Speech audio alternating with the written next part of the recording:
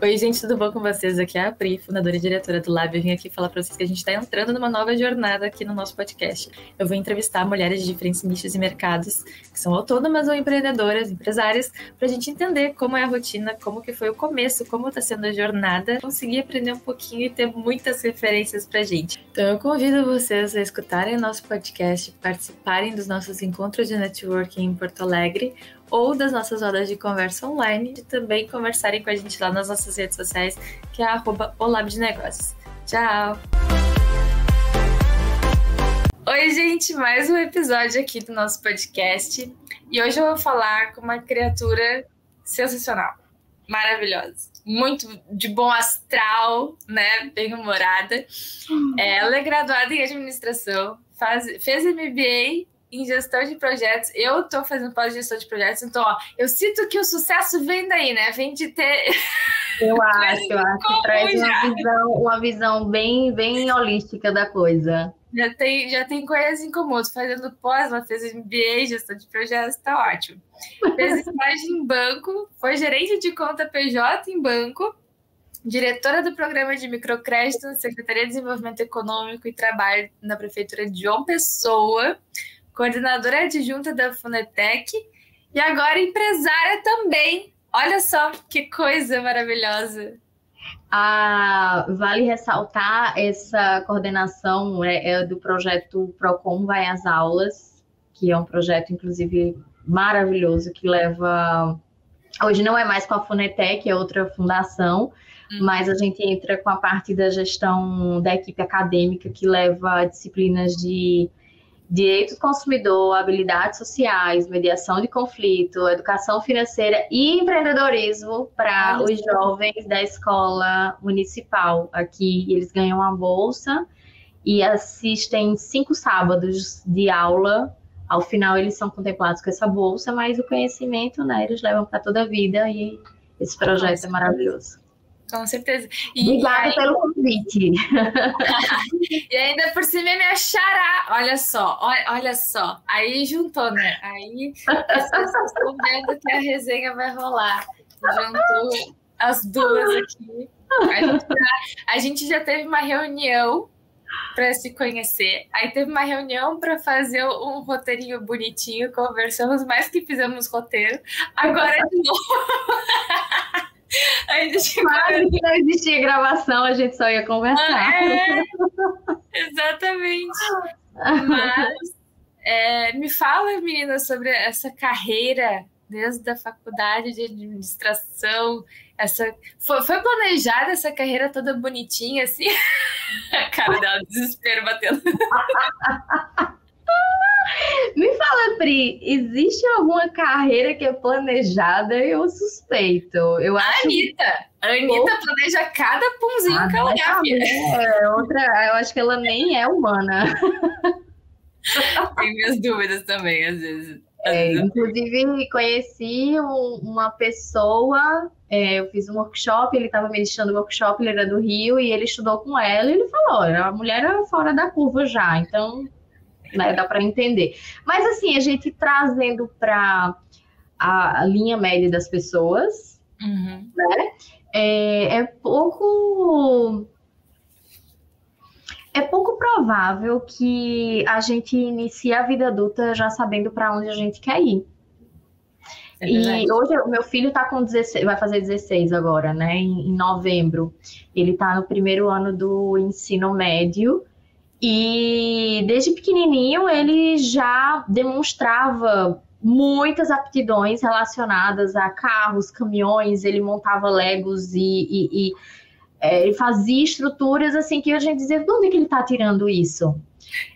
Tem pessoinhas que já nascem parece que já vem com uma estrutura ali pré-pronta para uma determinada área, mas até hoje ele mais velho, mesmo sabendo dessas aptidões, ele ainda tem um grande ponto de interrogação. E é interessante a gente parar para pensar isso, porque a minha carreira, eu lembro da época de escola, na idade dele, tentando descobrir qual que seria a minha área. E aí, por ser de João Pessoa, paraibana, E naquela época não existia essa disseminação de redes sociais, a gente estava iniciando as primeiras buscas na internet. Falar que eu seria designer de moda, estilista, era algo que não dava em João Pessoa. Então, que aquilo ali, naquela época, se não tivesse essa barreira, talvez hoje a gente estaria aqui conversando, mas outra Priscila. Uhum. Então, assim, é muito interessante isso, porque existem essas limitações, né, geográficas na nossa época. Hoje ainda existe, mas era muito maior para quem é do Nordeste. Então, o que foi que eu pensei? Tá, medicina nunca, porque aqui era assim, ou você é médico ou você faz direito, se você quer ser bem-sucedido e ter prestígio. Era bem interiorana ainda, eu moro na capital. Nenhuma das duas áreas me agradava. Então, peraí, vamos tentar localizar. Então, passou ainda pela minha cabeça jornalismo, como é que pode? Porque, assim, hoje eu sinto que eu me comunico um tantinho ok. Mas naquela época, eu era, assim, a pessoa mais tímida do rolê.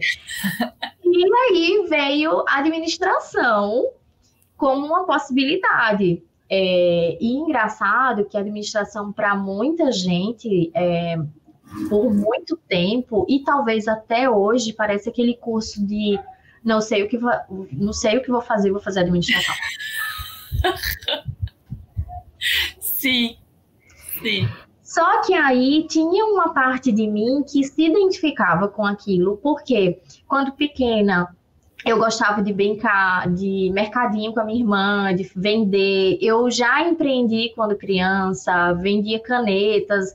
Eu sempre gostei de desenhar, então eu desenhava e fazia os adesivos e levava para a escola para vender.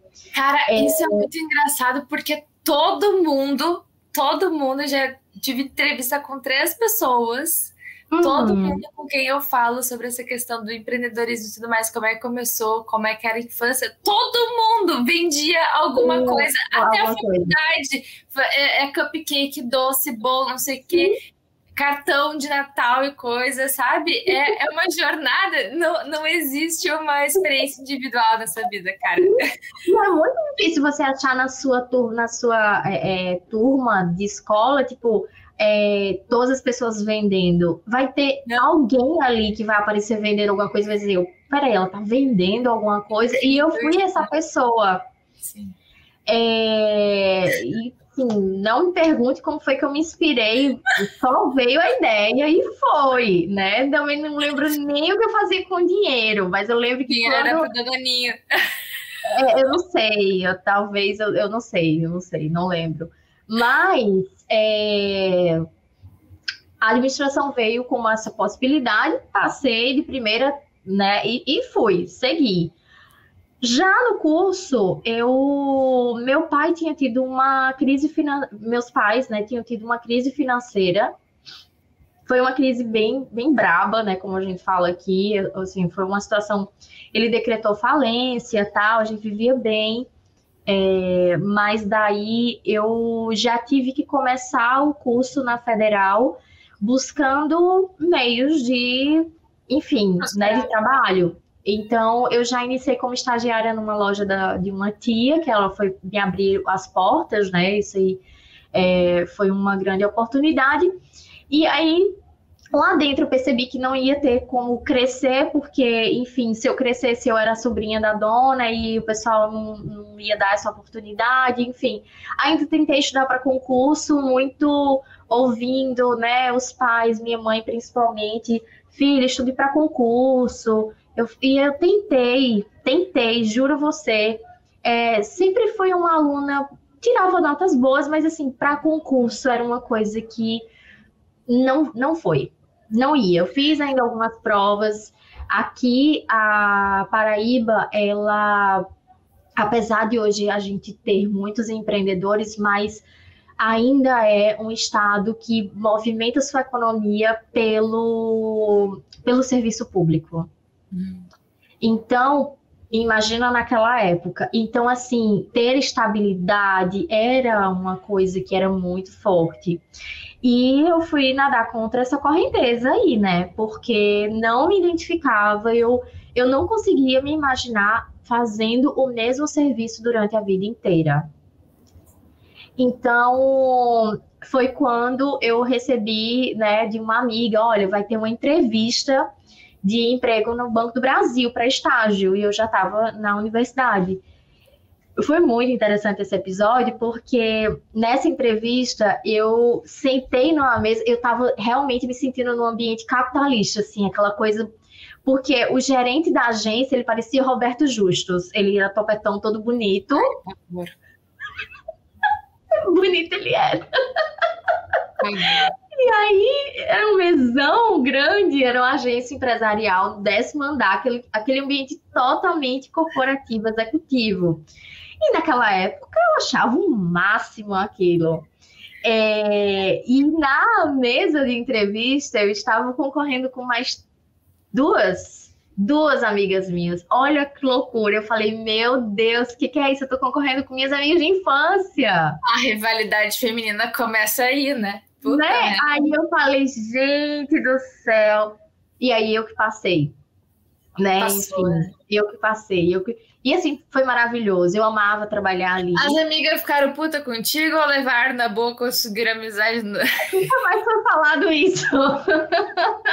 Nunca mais foi falado isso. Talvez um rancorzinho ali. Talvez uma coisinha aqui, outra colar. Ai, meu Deus. Enfim, eu fiquei... Nossa, é difícil. Mas aí foi uma experiência muito bacana. Era uma família lá e foi muito legal. Mas aí logo na sequência eu percebi, né? Obviamente, estágio acaba, tinha 2 anos, e eu já pensando, pera, aqui não é para sempre. Mas até então eu não tinha buscado outras oportunidades, até que um amigo falou, olha, minha mãe trabalha nesse prédio e ela está contratando para o outro banco, que é o BMC, que já é do Bradesco. E aí eu falei, opa! Aí foi quando eu fiz a entrevista, passei e fui para a estrutura do Bradesco. Então, no Bradesco, para resumir, eu comecei de baixo mesmo. Eu comecei como escriturária, eu era dessa parte do consignado, e aí depois fui absorvida para a estrutura do Bradesco e passei por todas as etapas lá dentro. Fui escriturária, fui caixa, fui gerente assistente, gerente pessoa física e o último gerente pessoa jurídica, que foi o que você viu lá no LinkedIn. Até já estava com um pezinho para assumir uma agência, já tinha substituído o gerente em férias, mas eu já sabia que eu não queria isso para minha vida. E eu falei, não me vejo gerente de banco. Em 2015, né, eu entrei para essa estrutura do Bradesco em 2008.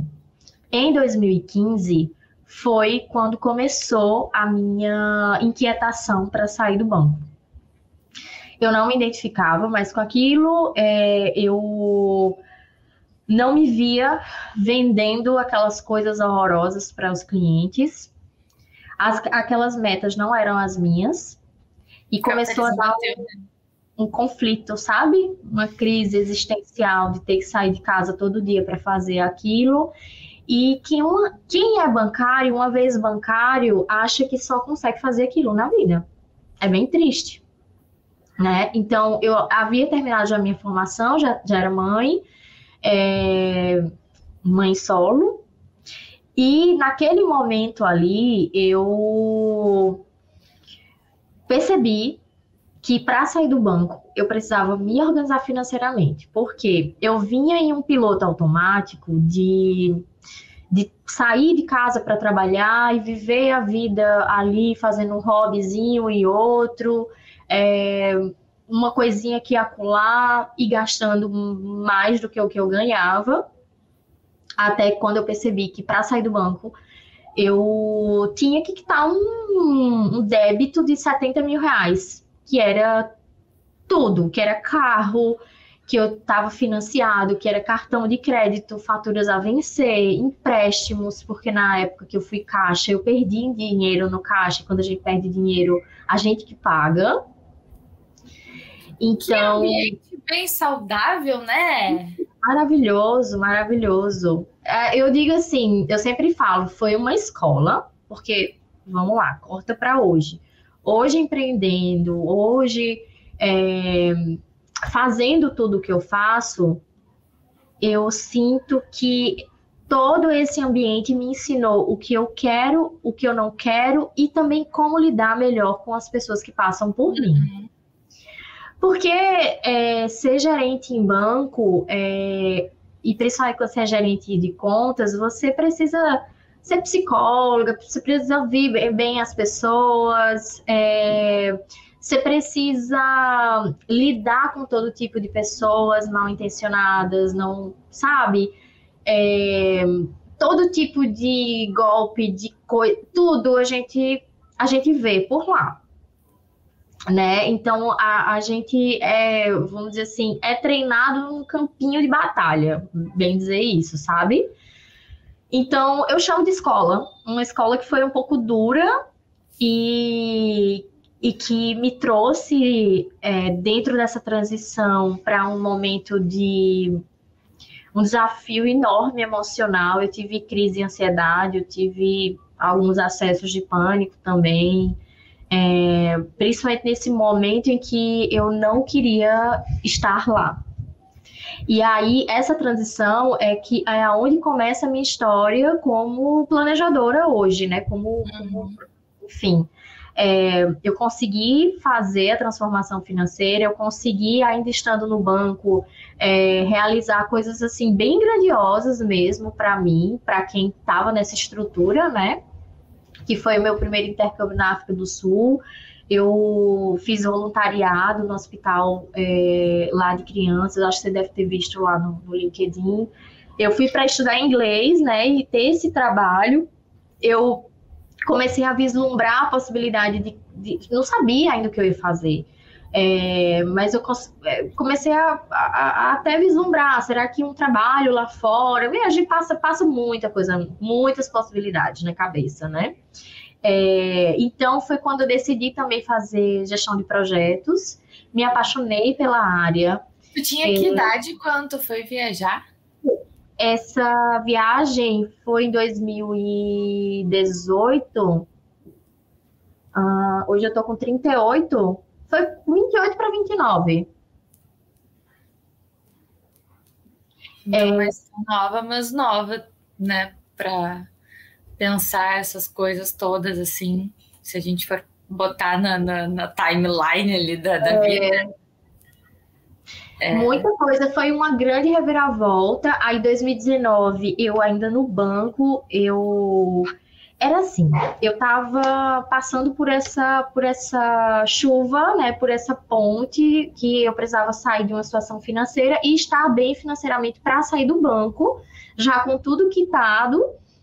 Mas eu percebi que nesse meio tempo, Dimitri, meu filho, ainda era pequeno, né? E eu estava morando com a minha mãe naquela época. Eu voltei a morar com ela para que eu conseguisse honrar minhas contas.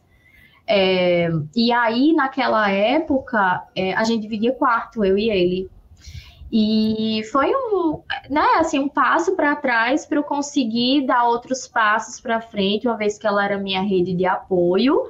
E eu só consegui fazer esses intercâmbios porque tinha o apoio dela, o pai dele, né, um apoio assim, ok, mas eu tinha o apoio da minha mãe ali, me dando essa retaguarda. E aí, estrategicamente, foi muito interessante eu não ter saído de casa primeiro, porque se eu viesse morar sozinha e depois fazer esse intercâmbio, ia ficar uma situação bem mais difícil de gerenciar. E esses intercâmbios, para mim, trouxe, ao passo de que eu já estava vivendo do outro lado, que é o lado que usufrui, que gerencia bem o dinheiro, que não só gerencia bem, mas que realiza alguns projetos, enfim. E foi nessa realização que eu percebi, pera, é aqui que eu posso atuar, levando transformação para outras pessoas. Inclusive, até quando eu estava na África do Sul, eu falei, gente, eu já tinha lido algumas críticas, né, de pessoas, tipo, artista, que vai para a África e faz o trabalho voluntário lá e paga de bonito, tira foto, e aí eu falei, gente, eu não quero ser essa pessoa, eu quero ajudar lá no Brasil. Aí eu falei, é isso, e eu preciso fazer isso através do meu trabalho. Então, eu voltei, e quando eu voltei ainda no banco, depois, né, na sequência, eu, enfim, fui para a Inglaterra, e 2019 para 2020, eu já estava rodando ali meu primeiro produto, que era o Fazendo as Pazes com o Dinheiro, que era um formato, uma metodologia, começou com um bate-papo, eu rodei, né, esse mínimo produto viável, deu certo. Então, foi para a segunda turma, foi para a terceira, na quarta entrou pandemia, transformei ele online e, enfim, outubro de 2020 foi quando eu saí realmente do Bradesco para tocar a minha vida como educadora financeira, né? 3 meses depois eu recebi o convite lá para a prefeitura e eu vi ali um campo interessante de atuação, mesmo não entendendo bolhufas e não sendo envolvida com política, mas eu tinha a parte técnica que eles precisavam, eu tinha projetos, eu tinha administração, eu tinha minha atuação no banco e eles precisavam reformular o programa de microcrédito social de João Pessoa, que estava parado, enfim, questões com o Tribunal de Contas da gestão anterior, o negócio, enfim. E aí a gente reformulou, foram 9 meses, foi um filho para mim, porque eu mergulhei mesmo, mas lá eu também fiz grandes movimentos em educação financeira. A gente implementou como obrigatório o curso de finanças para os empreendedores dentro do programa, a gente fez eventos, a gente se conectou na época com o MEC, com a CVM, e com figuras institucionais, né, ligadas à educação financeira. Então, assim, foi, para mim, do ponto de vista estratégico, foi bem interessante, mas do ponto de vista financeiro não foi tanto, porque enquanto eu estive lá, foi uma dedicação assim extra vida, e eu tive um burnout no final do primeiro ano, logo após o lançamento do programa. E aí eu percebi que aquele valor que eu estava sendo remunerada não correspondia ao esforço e à responsabilidade pública com um programa.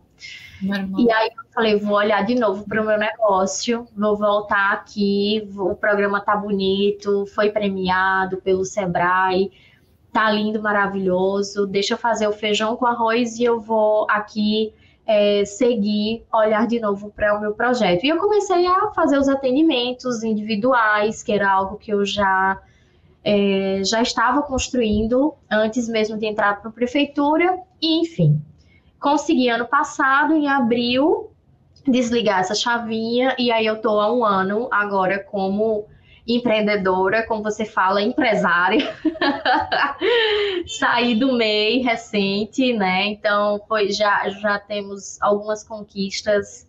É um formato hoje que eu sinto que eu prospero e ajudo outras pessoas a prosperarem também. Então, eu sou apaixonada pelo que eu faço. Não romantizo, porque é bem desafiador. A gente já trocou várias figurinhas nos bastidores, mas hoje eu sinto que eu toco as rédeas aqui, sabe?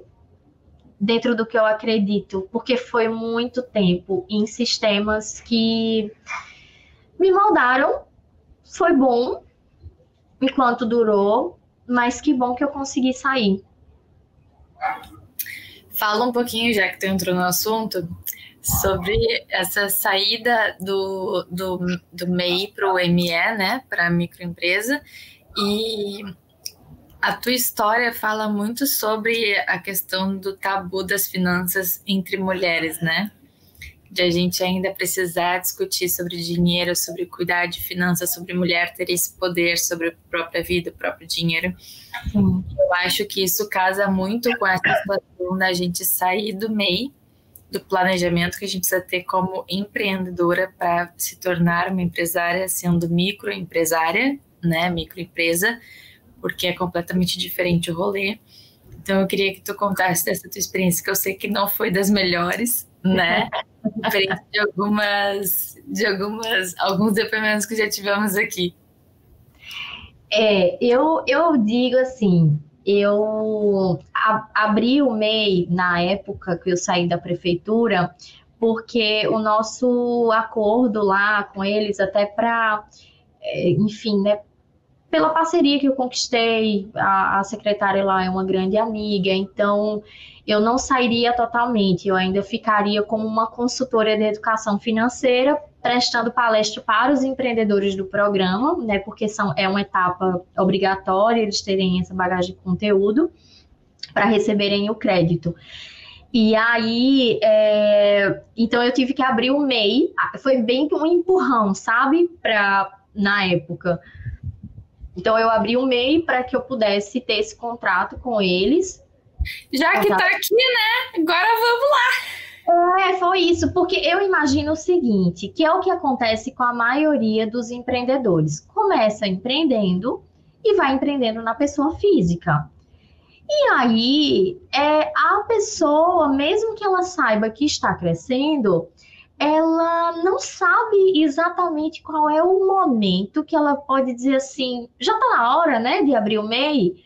Então, meio que a pessoa precisa, às vezes, de um empurrão. E foi o meu caso, assim, talvez eu tivesse aberto o MEI 3 meses depois, não sei, de verdade. Então, eu abri. E aí, desde que eu abri, Pri, o meu trabalho é sobre gestão financeira. E eu, particularmente, é uma coisa que, mesmo sendo pisciana e da área de humanas, né? Porque a administração é humana. Eu amo. A pessoa que toda trabalhada na teoria e na técnica e me jogou. E aí você mete um monte de número no meio, né? Tipo assim... Dá certo. Mesmo bom, tá dando. Ana, tipo, lunática, né? Lunática, é uma pessoa que sonha tá aqui. Eita, nós.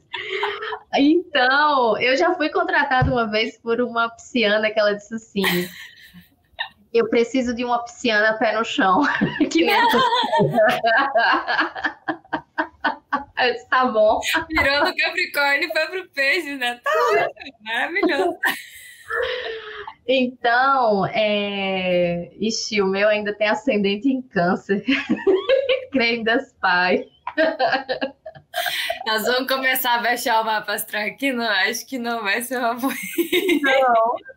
Isso tudo eu só sei porque minha irmã que entende, ela que vai passando o bisu. Agora nós estamos em Mercúrio retrógrado, hein? Agora nós estamos em Mercúrio retrógrado. Tem que cuidar. Palhaçada. Tô sentindo. Ontem eu atolei o carro, inclusive. Meu filho que ajudou. Muito bom.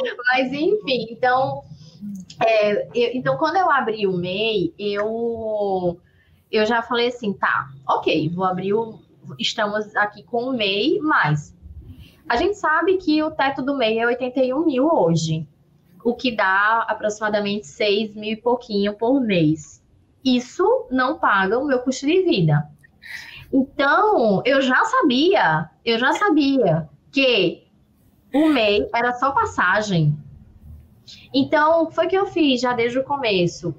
Eu já busquei uma orientação contábil, eu já fui organizando tudo e fazendo esse controle mês a mês, já colocando percentualzinho, enfim, de quanto que estava perto, porque eu também não queria pagar. Já tinha ouvido vários casos de pessoas pagou multa porque ultrapassou o MEI, né? Então, eu já entrei já desejando sair do MEI.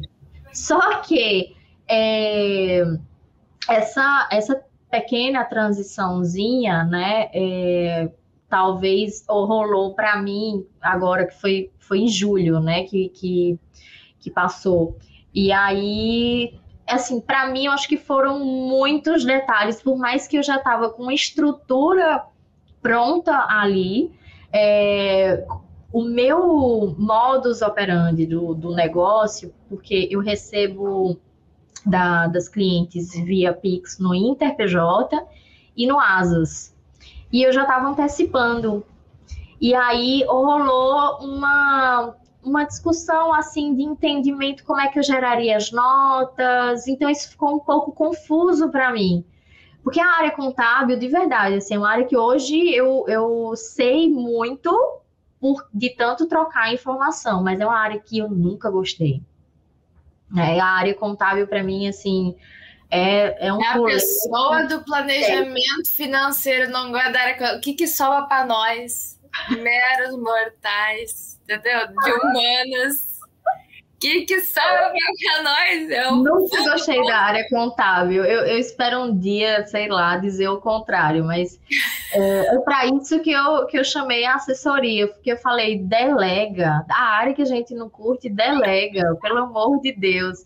Então rolou só esse entendimento que vinha um fluxo. E assim, o MEI é muito simples, não tem muita complicação. Quando você entra no ME, é muito detalhezinho, um nível de cuidado maior. Ele começou para ajudar o autônomo, entendeu? Não para tipo, começar a ajudar o autônomo a ter essa vontade de ser empresário.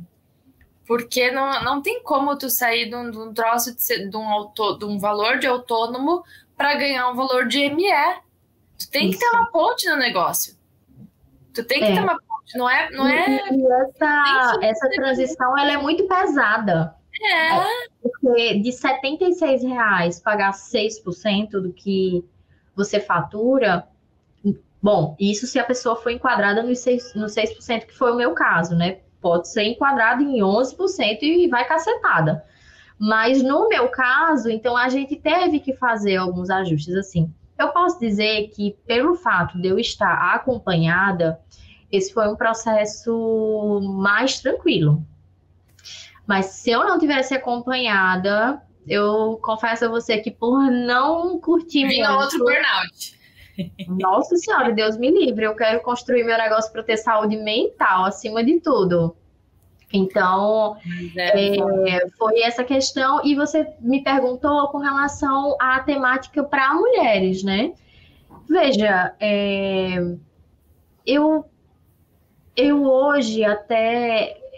por trabalhar com isso e ver o quanto que estar em contato com a gestão financeira da minha própria vida, e eu não falo nem do meu negócio, mas de ter a gestão financeira da minha própria vida, eu vejo o quanto isso me trouxe como mulher, como mãe, como filha, uma outra posição, sabe, de vida. Eu acho que é como ser humano, assim, principalmente para nós mulheres, porque existe, enfim, a gente sabe essa questão de gênero, essa questão histórica, que muitas pessoas meio que fecham os olhos para isso, mas a gente precisa entender que muitas de nós aqui somos a primeira geração de mulheres a prover e cuidar do seu próprio dinheiro. A gente não teve repertório das nossas mães, das nossas avós. É referência. Então, é difícil romper, sabe? Então, normalmente, a gente vai reproduzir ou até ir muito no caminho oposto, que às vezes isso também é um pouco negativo, às vezes você vê um exemplo negativo em casa e vai para outro campo, mas você meio que também repele até o aprendizado dessa situação negativa, o que não é bom. Então, quando a gente se propõe a se entender melhor dentro dessa gestão financeira, é um processo de autoconhecimento. Porque a gente entende as nossas raízes, a gente entende o que a gente ouvia em casa, o que a gente via acontecer, o que fazia sentido, o que não fazia sentido para a gente. Será que hein? É muita coisa. Então, esse é um ponto de vista comportamental, né, que diz muito da forma como a gente gere o dinheiro hoje. Com certeza. E por isso que eu vejo que isso para a mulher é ainda mais importante. Essa semana eu fiquei um tanto. Eu já suspeitava que isso pudesse acontecer, mas eu tenho atendido até uma certa, eu posso dizer assim, uma certa proporção interessante dentre os clientes da minha base, mas eu tenho atendido bem casais. Por um acaso, começaram a chegar casais para eu atender e eu achei interessante, porque é como se, sei lá, eu virei de repente a pessoa que abençoa os casais, a vida financeira, e nem estava isso na minha comunicação. Mas aceitei, né, o desafio e aí teve um casal que eu senti que tinha algo, enfim, que não estava fluindo bem entre eles. E aí eles solicitaram um cancelamento e eu já suspeitava de que isso pudesse acontecer. Assim, eu já suspeitava que havia alguma coisa, né, que não estava na dinâmica deles. E aí ela justificou, não, por questões pessoais. E o que me deixa um tanto triste, porque é menos uma mulher que foi ela que me procurou. Então, é menos uma mulher que está podendo, de repente, fazer uma gestão que pode trazer para ela, não sei, uma nova direção. Muito provavelmente foi decisão dele, né? Não foi dela e ela tem que acatar. Não sei, mas tudo indica. Talvez ela tentou e não conseguiu, né? Ela estava buscando ali uma forma. Mas a gente, enfim, fica triste, né? Porque de certa forma, de certa forma não, o meu trabalho ele impacta muito na vida, né, das pessoas em vários sentidos.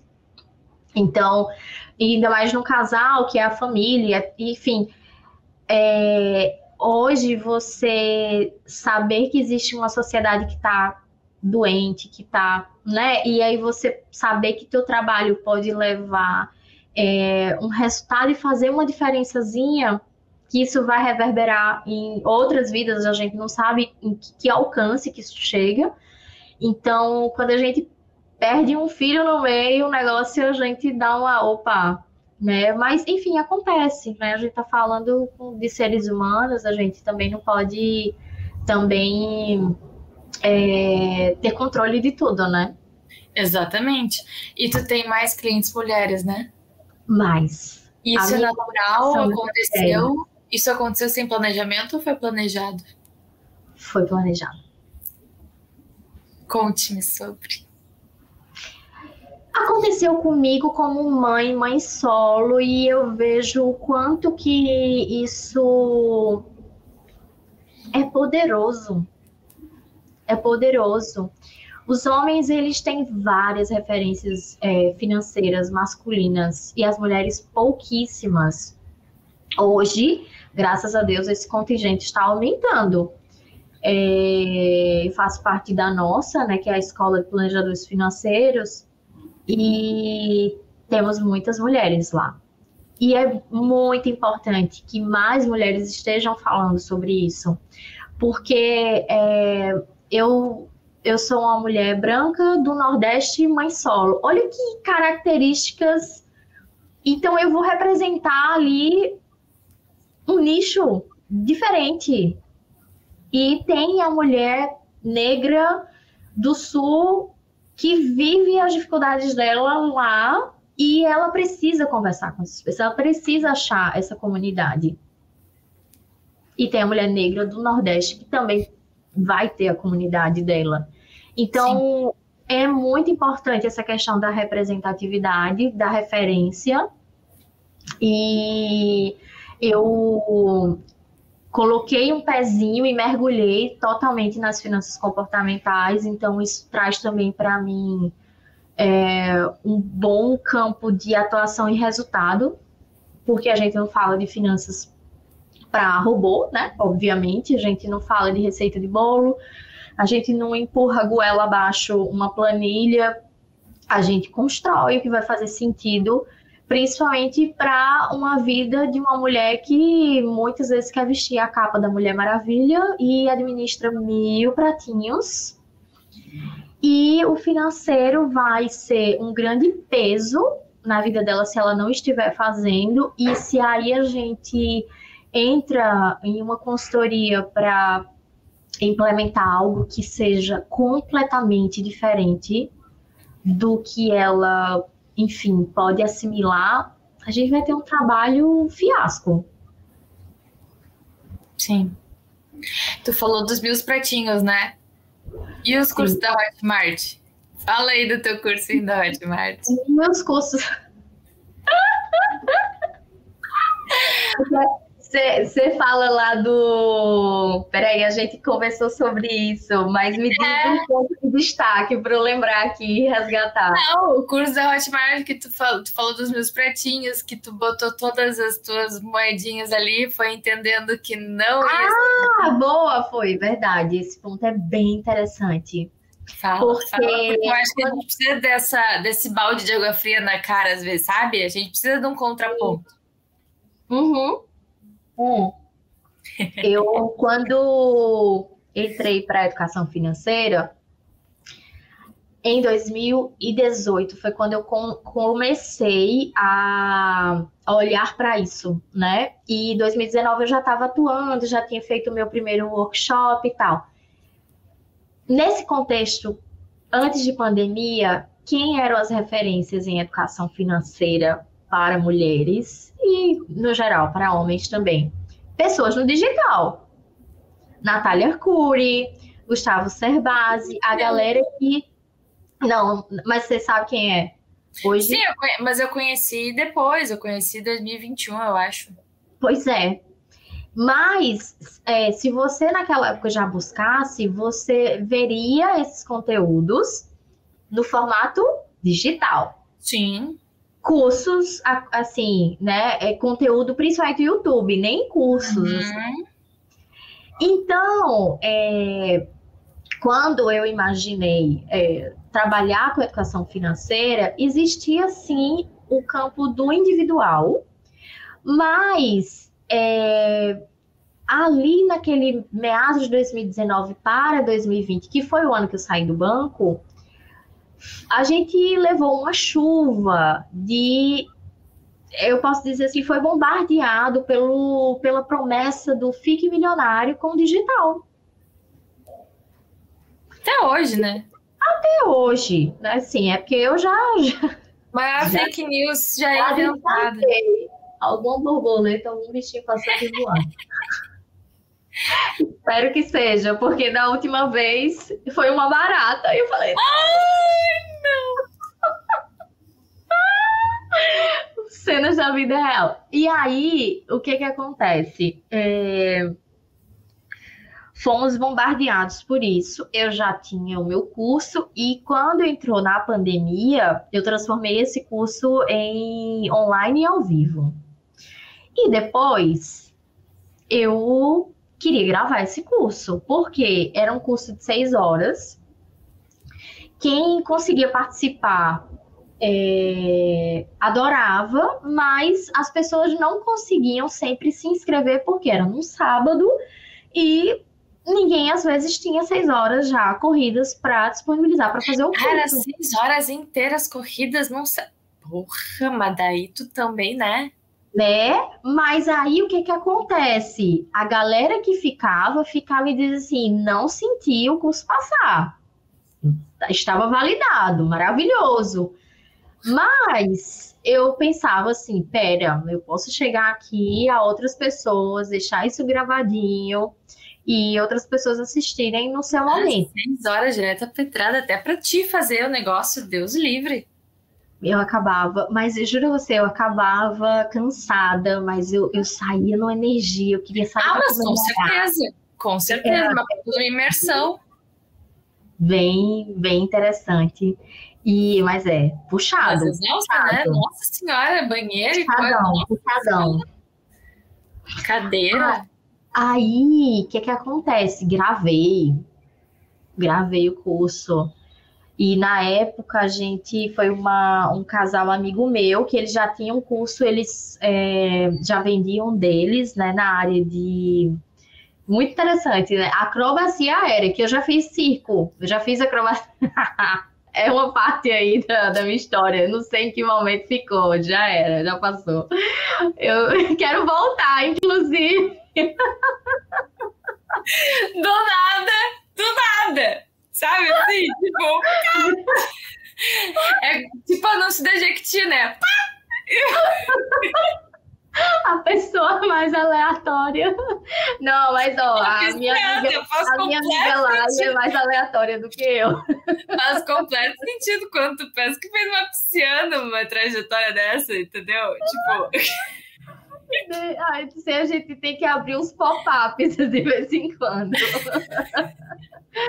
Mas aí, vamos lá, eles gravaram. Só que, o que acontece? Não deu certo levar essa estratégia. Eu estava na prefeitura ainda. Isso precisava que tivesse todo um rolê de comunicação, de estratégia, de lançamento. Eu falei, gente, isso adoece. Aonde que eu vou ter tempo para fazer isso? Isso adoece. Desculpa, isso é a parte tóxica da comunicação. Sinto muito pelos meus...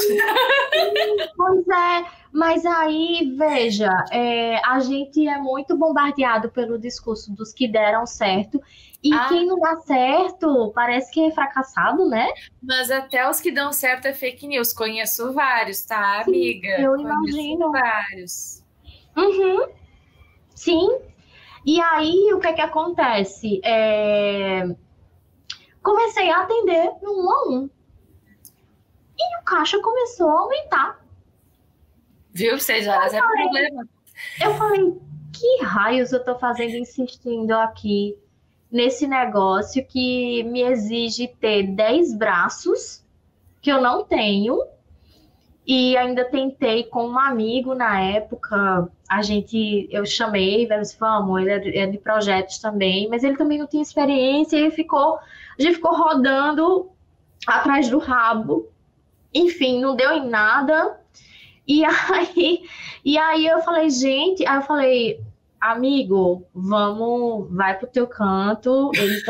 Ele também já tava... divórcio. Que bom que você falou isso, porque eu já não sabia nem como dizer para você. Eu falei, ótimo, que bom. Caraca, porque a gente tentava e a gente trabalhava no mesmo ambiente na prefeitura e até foi estrategicamente escolhido por isso, porque aí a gente, em algum momento do expediente, poderia trocar ideias, mas não ia para frente, não, sabe? Às vezes vem uns negócios de jirico, assim, né? Às vezes os pensamentos intrusivos, eles não são só pensamentos intrusivos, eles meio que atravessam a tua vida, né? Bizarro. Acontece. E aí eu percebi, aí o caixa acontecendo, algumas pessoas me procurando, já estava atendendo uma que já vinha de indicação da outra, e assim, o dinheiro que entrava, algumas coisas eu investia ainda, tentando o digital. Aí eu falei, quer saber, gente? Enfim, isso com o passar do tempo foi ficando mais maduro, né? Esse entendimento. E aí hoje, tá lá.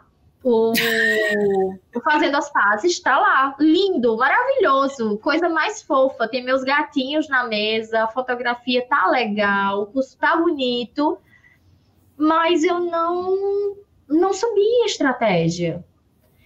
E tem outros cursos menores que eu gravei online ao vivo, gratuito, e subi para Hotmart com um valor simbólico de R$19, e que venderam mais do que esse que eu apostei numa produção. Claro, é assim, tipo, o plano de fuga das dívidas já deve ter sido vendido mais de 30 vezes, sem eu fazer nada. Então, assim, e tem a comunidade, que aí a comunidade, eu também nem faço esse mega investimento, mas que foi um formato de assinatura, que aí eu me preocupei em lançar de uma forma com a narrativa, nos stories, BBB, e foi acontecendo. E hoje a gente tem uma galerinha boa lá, acho que umas 15 pessoas assinando, né? E é uma assinatura simbólica de R$ 39. A gente está fazendo 2 anos já de comunidade. E a comunidade é legal porque é um nível de entrega que não me exige tanto. Eu tenho uma boa fidelização de quem está comigo. Ele não converte necessariamente para consultoria, mas eu crio uma comunicação interessante. Eu realmente existe esse senso de aproximação. E quem é meu cliente, eu dou acesso aos encontros ao vivo agora, então é uma forma de manter a chama acesa ali, quem está comigo. É um casamento, realmente, né? O negócio. Sim. E aí, hoje eu me encontro nessa estrutura. E é uma estrutura que me demanda principalmente energia nos atendimentos. Hoje eu estou atendendo basicamente 10 a 11 pessoas por semana. E essa hoje é a minha meta. Ou seja, eu estou atendendo dentro do limite que eu entendo hoje, porque lá atrás a minha energia, ela se acabava com a mesma proporção de hoje com 5 atendimentos por semana. Só que com o passar do tempo, a experiência que a gente vai criando, a gente consegue usar essa mesma energia para atender mais gente. Mas hoje eu entendi que o máximo que eu aguento emocionalmente, de dedicação, de qualidade de entrega, são 10 encontros. E aí eu tenho estruturado minha agenda para isso, até porque tem outros projetos, a própria comunidade, de vez em quando existe o convite para ir palestra, para um evento, enfim. Eu gosto, né? Você já viu que eu sou essa pessoa criativa, então assim, não dá para eu engessar o meu negócio só numa coisa. Então hoje eu estou dentro desse formato, obviamente, a cada semana implementando ajuste e correção o tempo inteiro. Tem muita coisa ainda a melhorar. E buscando conhecimento, assim, incessantemente. E tu tem tempo livre no meio disso tudo?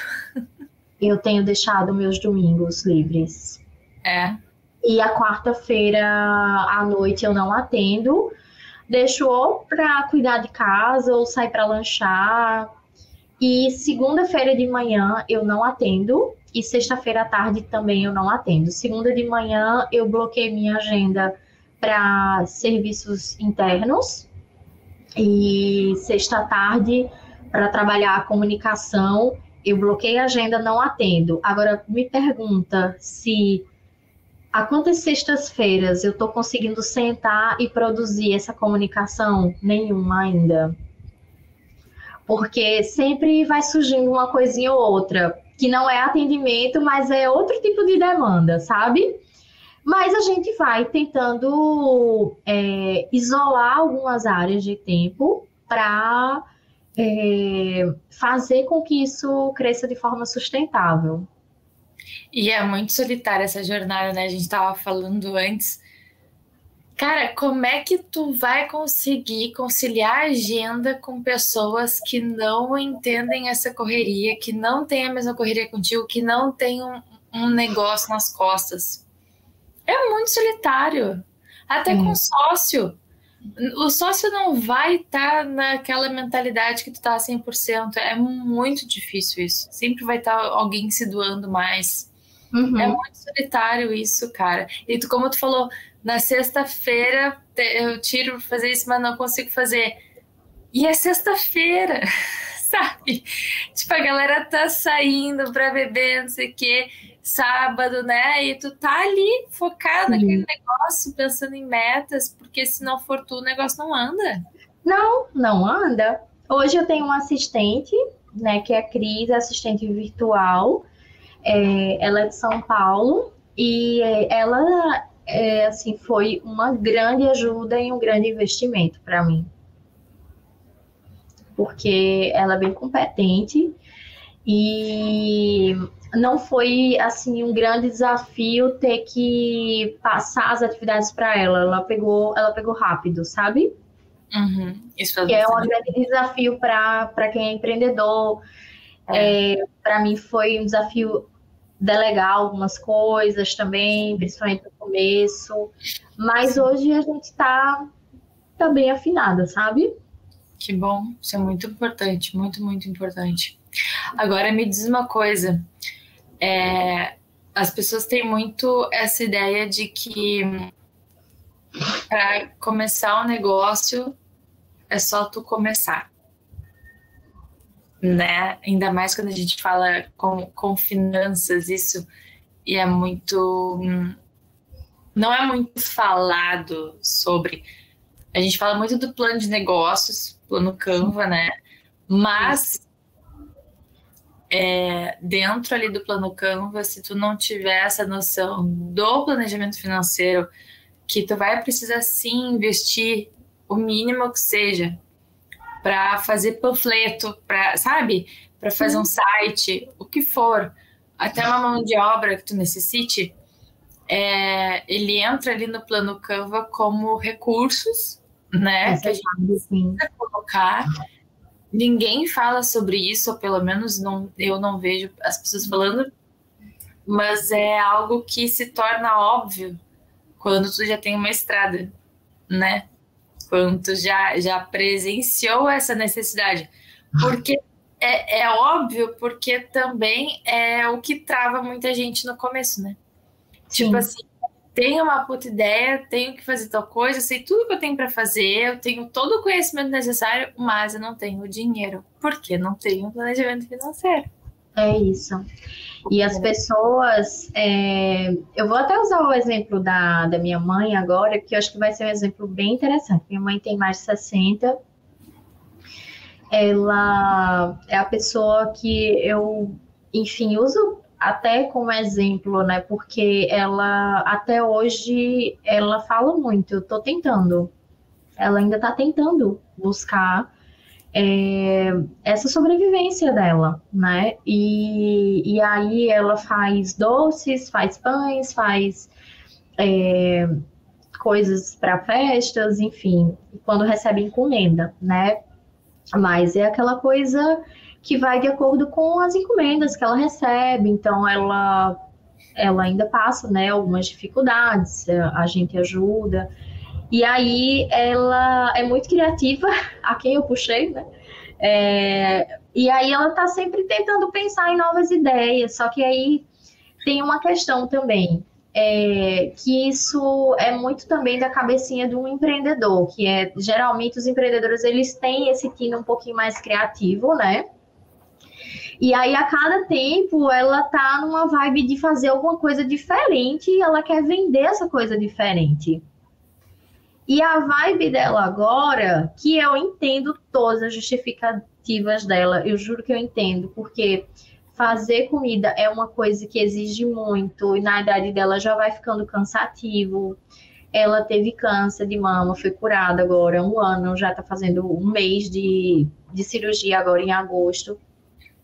Então, a gente entende essa inquietação nova dela. E ela falou, eu penso que se eu começar a costurar peças de ginástica, porque ela agora está caminhando. Então, eu falei, mãe, massa. E aí ela já cantou para mim, assim, filha, como se quisesse que eu passasse a máquina no cartão. E aí eu falei, mãe, faz assim, vai junta 6 meses do valor dessa máquina, porque depois, quando passar 6 meses, a senhora passar essa máquina no cartão, a senhora ganha 6 meses para começar a fazer o negócio acontecer. Porque o que a maioria das pessoas que, enfim, não tem o entendimento, o conhecimento do que é necessário para gerir um negócio. Todo negócio ele precisa de um tempo para ele começar a vingar, a acontecer. E aí, a pessoa, o que acontece? Geralmente, a pessoa vai começar a empreender por necessidade, ela vai passar o material que ela vai usar no cartão mesmo de um amigo, né? Nem do dela. E aí ela já começa a empreender com um grande peso que é preciso fazer dinheiro para pagar essa parcela aqui. E quem é que consegue produzir sobre uma pressão? Obviamente, tem pessoas que só vão na pressão, mas essa pressão ela não é saudável por muito tempo. E aí você não tem um nível de caixa ali suficiente inicialmente para você conquistar a clientela, para você poder divulgar, para você investir, nem que seja num mínimo anúnciozinho, alguma coisa, um panfleto, não tô nem no Instagram.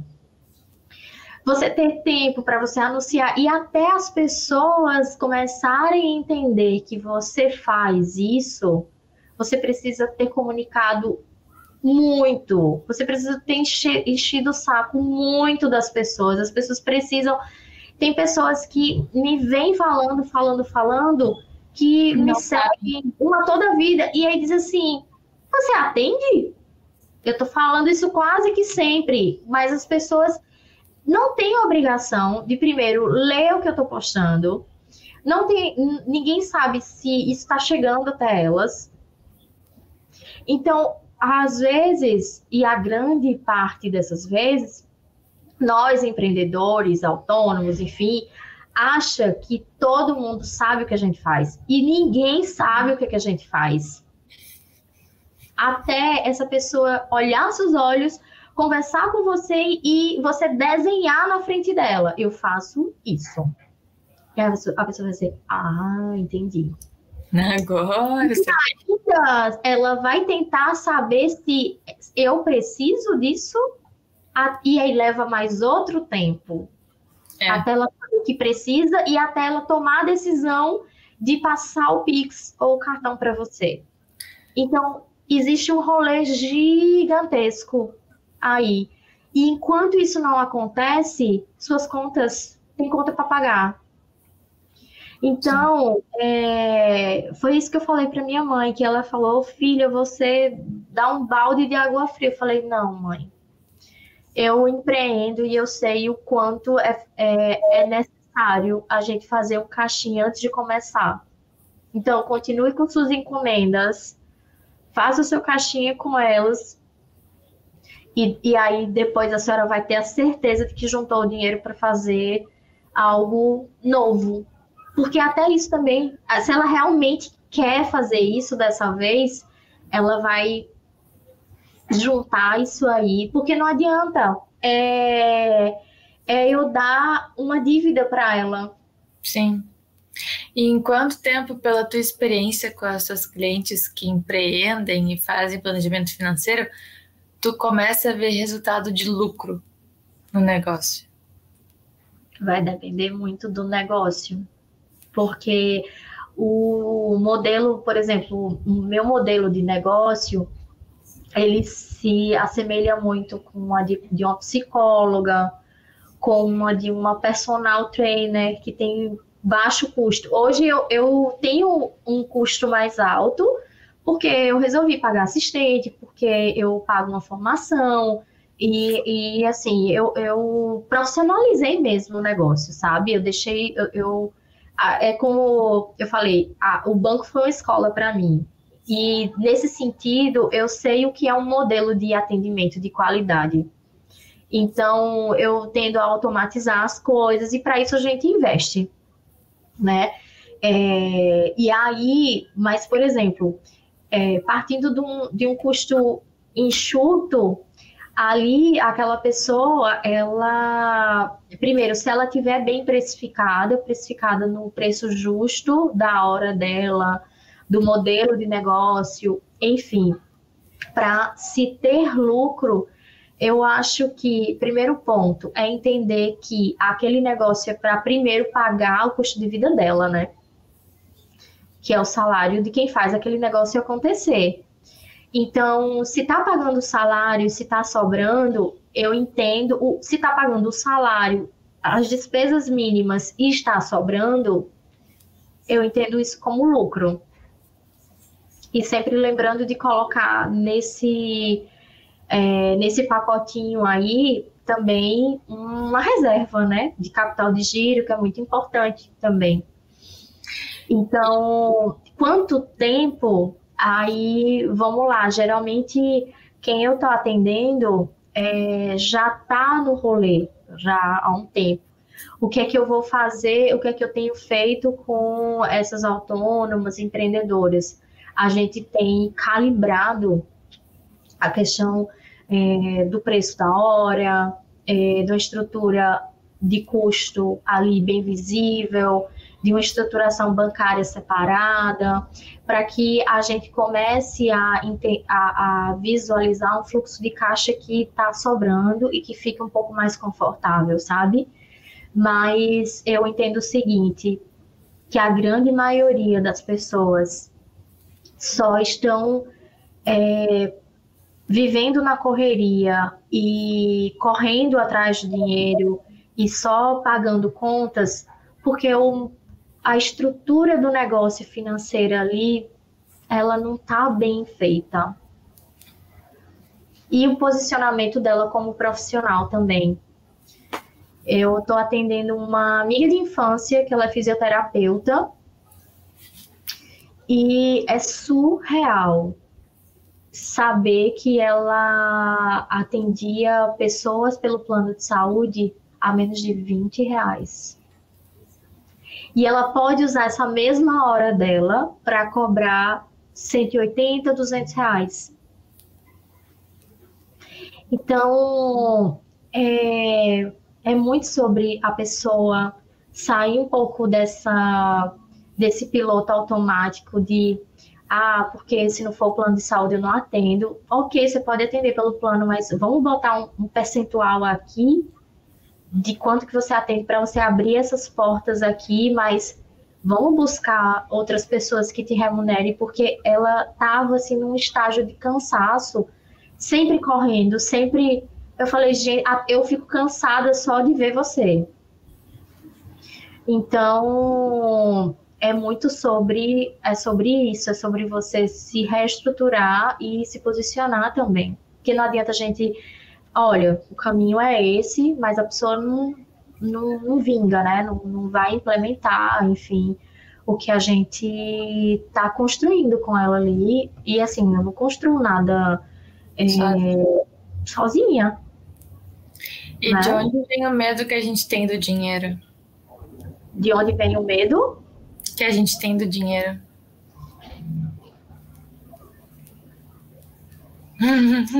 Interessante, porque esse medo do dinheiro, eu tenho uma teoria que eu não validei com professores de história, nem com historiadores, mas é ainda uma missão que eu tenho. E eu acho que esse medo do dinheiro veio implantado lá de trás da galera rica que não queria que a grande massa tivesse acesso ao dinheiro. E como é que a gente faz? Só complementando. Fala. Essas frases de gente rica é corrupta, dinheiro é sujo. Eu acho que são frases que faz sentido, faz, obviamente. Qualquer objeto de troca, ele é sujo, né? Principalmente se a gente imagina essas moedas lá na época medieval. Jesus, Maria e José, chama a família todinha. Devia ser uma coisa porca, né? Essa moeda. Passava na mão, enfim, mais sujas do mundo, no ponto de vista higiênico. Mas eu tenho para mim, assim, estudando um pouco, né, sobre essa questão do dinheiro, é que isso vem, de fato, de uma grande construção para que essa massa não quisesse esse dinheiro. E eu acho que isso é tão real que até as próprias narrativas de, vamos lá, novelas, o pobre, ele é tão romantizado, o pobre, e o rico, ele é a pessoa sempre mais idiota, mais suja, que só tá ali planejando o mal de todo mundo, sabe? E aí, obviamente, Claro que existe muita gente rica, né, com o perdão da palavra, que é escrota, né? Mas a gente sabe que não é o fator dinheiro que vai trazer ali o verdadeiro caráter da pessoa. O dinheiro só vai evidenciar ali. E isso vai sendo incutido na cabeça da gente. A grande maioria das pessoas chegam para mim e falam assim: olha, eu não quero ser rica, não, eu quero só ter o básico. Só que aí a gente entra em uma discrepância nesse discurso. Porque como é que a pessoa quer só ter o básico e está endividada no cartão por estar comprando um monte de coisa que ela vê na internet do ídolo dela, incentivando ela a comprar? Então ela não quer só o básico. Então, essa massa que ela está totalmente mal instruída, e não é informação que vai salvar vidas, mas é esse autoconhecimento, é entender comportamento humano, que é o que as grandes empresas de marketing e grandes corporações entendem no comportamento humano mais do que a gente. Então, a manipulação que existe para comprar, a arquitetura dos sites para você tomar decisões rápidas. Então, tudo isso é para que essa grande massa esteja sim endividada, porque é mais interessante que as pessoas estejam endividadas e correndo atrás do dinheiro e se sujeitando a qualquer tipo de trabalho. Sim. Exatamente. Uma pessoa que se liberta, como eu me libertei, eu tenho poder de escolha. Eu me arrepio falar isso.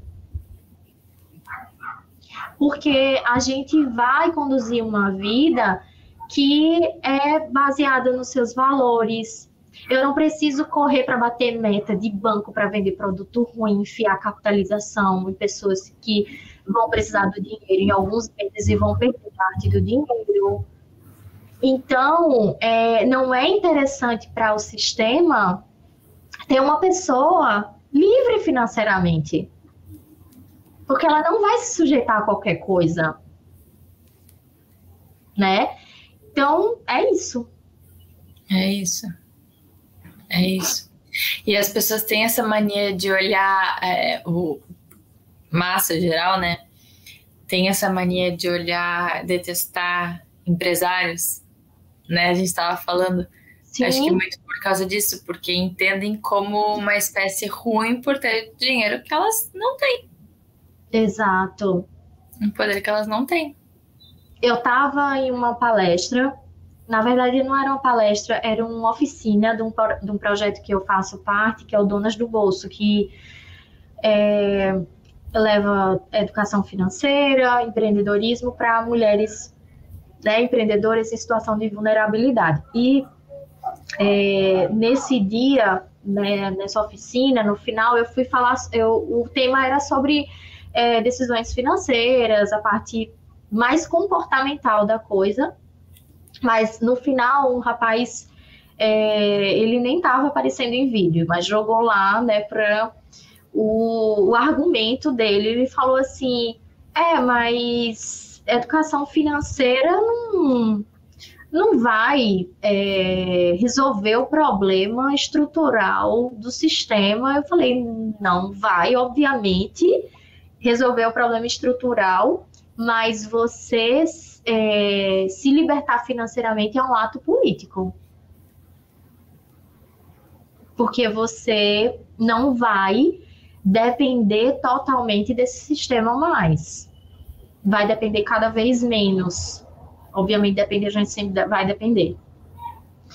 Mas você olhar para os seus sonhos, olhar para os seus projetos, que ele criticou um pouco dessa parte, né? Você olhar para os seus sonhos, seus projetos, falei, é uma forma de você ir de contra. Porque você não vai se sujeitar mais a qualquer coisa.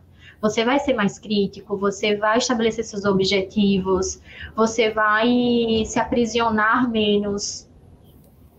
E aí isso é muito importante, sabe? Deixar muito claro, porque eu também não gosto eu não gosto nem desse discurso, obviamente, de extrema-direita, mas eu também não gosto de um discurso em que parece que nada se resolve. Porque aí eu acho que você desistiu do movimento da vida. E eu acho que enquanto a vida precisa se ter movimento, precisa se acreditar, e a gente precisa construir algo que a gente acredita. Por mais que parece muito grande esse desafio. É um desafio mais social, né, mundial, do que... Mas eu acho que se a gente vai trazendo essas sementinhas ali no teu trabalho diariamente, que seja com uma pessoa, você está fazendo uma parte grandiosa. Com certeza. Com certeza. E qual foi a maior mentira que já te falaram sobre o planejamento financeiro e o empreendedorismo? Sobre planejamento financeiro. Que ia ficar rica. E aí essa história do investir no Bitcoin, que não sei o que é você... Esse papo me cansa, de verdade. E sobre empreender? Porque a maior verdade do planejamento financeiro é o pequeno que você faz. É o dinheirinho que está ali sendo juntado, sabe, mês a mês. É sobre você ir construindo pouco a pouco. Porque, enfim, toda essa mirabolância que as pessoas vendem por aí é um discurso que ele é comprado por causa do desespero das pessoas. Sim, alinhado ao discurso de marketing do desejo, né? De que tu precisa. Exatamente. Né? Então, essa para mim é uma grande mentira. E o do empreendedorismo, eu acho que está em torno um pouco disso, assim, de romantizar e de achar que, por mais que a gente tenha escolhas, o que salva o empreendedorismo é a bela da disciplina. Porque essa flexibilidade, ela é muito diferente. A horinha que eu parava quando eu era CLT para tomar café e conversar potoca com os amigos, com os colegas de trabalho, obviamente eu vou fazer isso também enquanto empreendedora. Mas se eu fizer isso sempre, não vai rolar. Não vai, não. Então, não é sentar num cafezinho, não é... Eu falo assim, sentar num cafezinho no sentido de você imaginar que virou empreendedora, parece que o dinheiro já chega. Muito pelo contrário. Eu acho que quem está nos ouvindo, acho que todo mundo já sabe que eu acho que empreendedorismo, acho muito, muito pouco provável as pessoas acharem que é um papo romântico. Eu acho que tá muito claro que... É primo do trabalho enquanto eles dormem, né? Tá ali. Mesma laia. Hoje. É triste.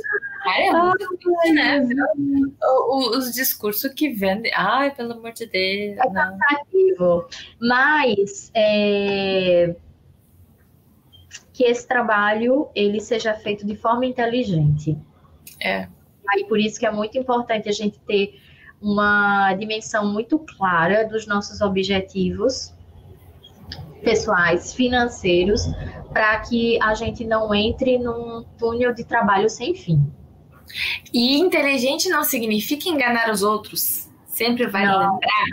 Não é inteligente tipo espertinho. Não, porque né?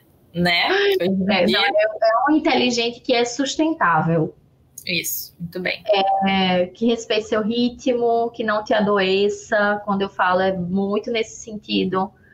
Que te remunere bem, mas também seja o valor justo para as pessoas. não é ser charlatão, não é ser picareta, né? E me diz uma coisa, no finalzinho, a gente sempre traz alguma indicação de filme, de série, de coisa. Tu tem alguma indicação para dar de algum conteúdo, talvez, do planejamento financeiro que fale sobre finanças, alguma coisa assim? Tenho. Como empreendedor, geralmente é difícil pegar um livro, porque geralmente quem pega um livro já está quase dormindo, que é o meu caso. De vez em quando, assim, cansado também. Um conteúdozinho lá na Netflix tem eu acho que ainda está disponível lá, que é o do planejador financeiro Como Se Tornar Rico.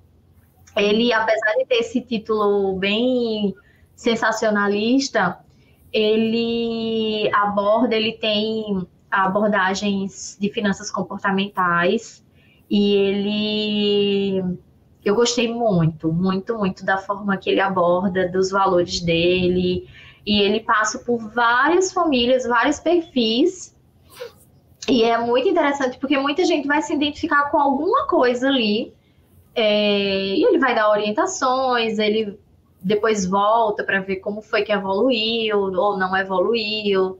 Tem umas cagadas financeiras também. Eu achei muito bem montada, sério, gostei demais. Então eu vou deixar como uma sugestão mais levinha. Eu gostei daquele documentário explicando dinheiro, explicando a mente, explicando isso, explicando um monte de coisa assim, sabe? Esse eu ainda vou assistir. É muito bom. É muito bom. Eu vou assistir. Fala muito sobre inflação, fala sobre a questão da cédula, de problema de imprimir dinheiro demais, de imprimir dinheiro de menos. Né? Isso é legal. Muito bom mesmo. Isso é legal. Então tá, era isso. Consegui. Vou deixar um livro, Como Se Preocupar Menos com o Dinheiro. Ó. Muito bom esse livro. Eu sempre anoto. Porque daí eu boto na minha lista das leituras, depois vai pro carrinho da Amazon e daí conforme... vai subindo lá nas prioridades. Claro. Tem que alinhar livro técnico com um livro de história, né? Um livro de um romance, um troço, a gente vai ter que ir alternando, assim. Eu adoeci quando eu fiquei lendo só livro técnico, eu adorava ler. E aí eu li um monte de romance, ficção, essas coisas. Aí eu comecei a ler só livro técnico na faculdade. Aí o que eu não tô mais lendo? Eu falei, eu parei de ler coisas que me, né? Que dá prazer, né? História. Não que não me dê prazer, assim, mas essa coisa de estar sempre buscando por algum tipo de conhecimento em qualquer hora, hobby que tu faça. Isso dá um mergulho legal. Também cansei. Tu fica chata. Fica chata, consegue ter uma conversa com as pessoas que tu tá sempre querendo, sabe, ensinar, aprender. Não dá não, gente. Às vezes a gente gosta só de falar besteira mesmo. Com certeza. Deixa eu essa capa lá atrás também. Mas então tá. Adorei. Terminamos. Adorei. Passou rápido, né? Passou rápido. Tu viu só? Já tem 1h20 que a gente tá gravando. E tu já tá... Bom, tu atrasada é pouco, vou assistir o restinho da minha aula gravada, mas... Muito bem. Valeu muito a pena. Eu espero que quem tá aí do outro lado possa ter se identificado em alguma coisa, rido um pouquinho. Obrigada, Pri, pelo convite. Foi um presente. Eu que te agradeço pela disponibilidade, pela amizade, né? Pela confiança. Com certeza. E a gente vai deixar, como sempre, né? As redes sociais, contatos todos embaixo, né? Quando a gente for pro ar, os contatos todos, vocês vão poder conferir as redes sociais dessa lindeza, ver o trabalho dela mais de pertinho, ver o curso da Hotmart dela, se quiser. Quando vê, né? A comunidade também. E no próximo mês a gente volta, provavelmente com outra convidada, mais uma entrevista maravilhosa com outra mulher, empresária, empreendedora, autônoma, não sei. Vamos ver onde que a vida leva a gente. Tchau, gente. Obrigada. Beijo, Pri. Obrigada. Parabéns pelo projeto.